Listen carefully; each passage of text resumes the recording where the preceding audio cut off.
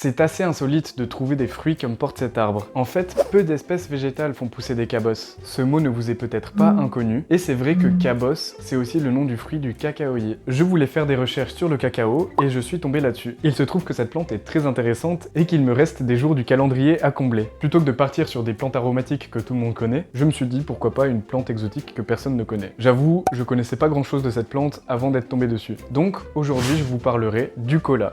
Mais je vais éviter de m'attarder sur mes explications. De toute façon, le terme épice ne désigne rien de précis en botanique. C'est un terme purement gastronomique. Mais je tente quand même pour mes vidéos de m'en tenir à 3 points. Comestible, parfumé et forcément une matière végétale. Donc c'est parti pour...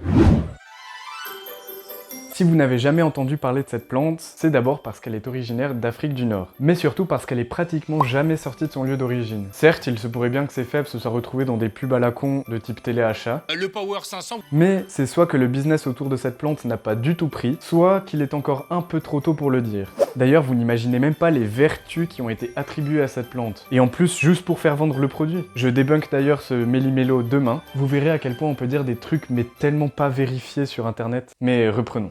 Cet arbre en apparence ressemble assez au cacaoyer, mais tous les deux ne sont pas tant proches que ça l'un de l'autre, au niveau génétique. Ils sont de la même famille, mais pas du même genre. Pour commencer, Cola acuminata fait partie de la famille des Malvacées, donc la famille de la mauve, mais si vous ne connaissez pas la mauve, ben déjà j'en ai parlé dans une précédente vidéo, donc qu'est-ce que vous faites encore là? Mais c'est surtout une famille très répandue dans les régions tropicales, donc on y retrouve le baobab africain, l'hibiscus rose de Chine, ou encore le fromager. Oui, c'est bien le nom d'un arbre. Un très bel arbre d'ailleurs. Tandis que le cacao fait partie du genre Theobroma, Cola acuminata fait partie du genre Cola, bien évidemment. En langage courant, cet arbre de moins de 20 mètres s'appelle le colatier et il est principalement cultivé pour ses cabosses qui contiennent ses fèves au goût amer dans les régions humides du nord de l'Afrique, principalement au Niger, au Cameroun, à Togo et plusieurs pays alentours. Et c'est d'ailleurs surtout dans ces régions que ces fèves sont consommées. Certains pays l'utilisent pour des rituels, d'autres pour des cérémonies. Il semble assez ancré dans certaines cultures locales.